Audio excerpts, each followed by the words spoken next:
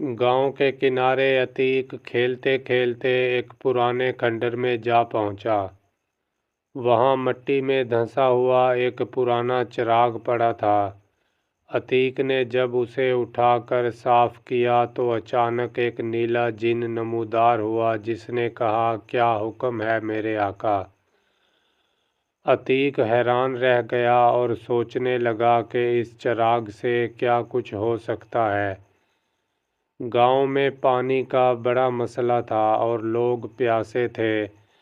अतीक ने जिन को हुक्म दिया, हमें एक पानी का चश्मा चाहिए जो कभी खुश्क ना हो। जिन ने अपना हाथ हिलाया और फौरन एक चश्मा गांव के दरमियान फूट निकला। लोग खुशी से नाचने लगे और अतीक को दुआएं देने लगे। अगले दिन अतीक ने देखा कि गांव के रास्ते खराब हो चुके हैं और लोगों को चलने में मुश्किल हो रही है। उसने चिराग को रगड़ा और जिन से कहा, इन रास्तों को ठीक कर दो ताकि लोग आसानी से सफ़र कर सकें। जिन ने फौरन रास्तों को खूबसूरत और हमवार बना दिया।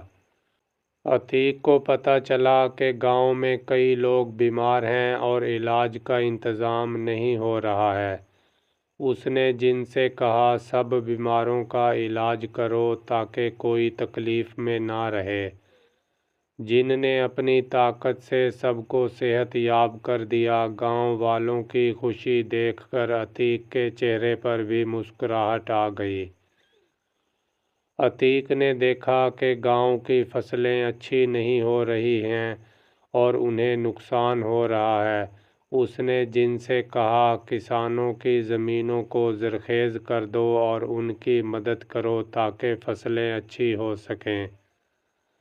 जिनके एक इशारे से ज़मीन सरसब्ज़ व शादाब हो गई और किसान भी अतीक को दुआएं देने लगे। गांव में बच्चों के लिए पढ़ाई का कोई इंतज़ाम नहीं था। अतीक ने चिराग को रगड़ा और जिन को एक खूबसूरत स्कूल बनाने का हुक्म दिया। गांव के बच्चे खुशी से फूले ना समाये। अतीक ने अपने दोस्तों को पढ़ाई की अहमियत बताई और सब बच्चों ने वादा किया कि वो मेहनत से पढ़ेंगे। अतीक ने सोचा कि गांव के यतीम बच्चों की मदद करनी चाहिए। उसने जिन से कहा कि वो इनके लिए नए कपड़े, खाना और रहने के लिए जगह का इंतज़ाम करे।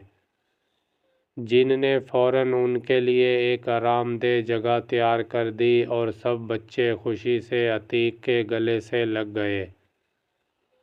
अतीक ने देखा कि बुज़ुर्गों को चलने फिरने में दुश्वारी हो रही है। उसने जिन को हुक्म दिया कि बुज़ुर्गों के लिए आसानी पैदा की जाए। जिन ने फ़ौरन हल्की गाड़ियां बना दीं ताकि बुज़ुर्ग आसानी से सफ़र कर सकें। बुज़ुर्गों की खुशी देखकर अतीक का दिल भी खुश हो गया। अतीक ने गांव की पुरानी इबादत गाह को देखा जो टूट फूट का शिकार थी। उसने जिन को हुक्म दिया कि इस इबादत गाह को मुरम्मत करके खूबसूरत बना दो। जिन ने अपनी ताकत से इबादत गाह को नया कर दिया और लोग वहां इनके लिए दुआ करने पहुंच गए। अतीक ने गांव के बच्चों में तालीम को फ़रोग़ देने का इरादा किया। उसने जिन से कहा कि बच्चों के लिए किताबें और तालीमी सामान मुहैया करे। जिन ने फ़ौरन किताबें और सामान बच्चों में तकसीम कर दिया और सब ने मिलकर अतीक का शुक्रिया अदा किया। अतीक ने गांव की ख़वातीन को हुनर सिखाने का सोचा। उसने जिन से एक दस्तकारी मरकज़ कायम करने का कहा ताकि ख़वातीन अपनी सलाहियतों को इस्तेमाल कर सकें। अब ख़वातीन खुशी खुशी वहाँ काम करती हैं और अपने घरों की मदद करती हैं। अतीक ने देखा कि गांव के लोगों को खुराक की कमी का सामना है। उसने जिन से कहा कि गांव वालों के लिए खुराक का इंतज़ाम करो। جن نے فوراً کھانا اور راشن گاؤں والوں میں تقسیم کر دیا اور سب نے دل سے عتیق کا شکریہ ادا کیا۔ عتیق نے سوچا کہ یہ چراغ کسی غلط ہاتھ میں نہ چلا جائے، اس لیے اس نے اسے محفوظ رکھنے کا فیصلہ کیا۔ اس نے جن کو بلایا اور چراغ کو ایک محفوظ جگہ پر چھپا دیا تاکہ اسے صرف بھلائی کے لیے استعمال کیا جا سکے۔ عتیق نے جن سے الوداع کہا اور شکریہ ادا کیا کہ اس نے سب کی مدد کی۔ جن نے عتیق کی نیکی کو سراہا اور کہا، تم نے چراغ کا استعمال نیکی اور بھلائی کے لیے کیا ہے، میں ہمیشہ تمہارا دوست رہوں گا۔ عتیق نے مسکرا کر جن کو الوداع کیا۔ گاؤں والے عتیق کی نیکیوں کی تعریف کرتے ہوئے اس سے محبت کرتے اور دعائیں دیتے۔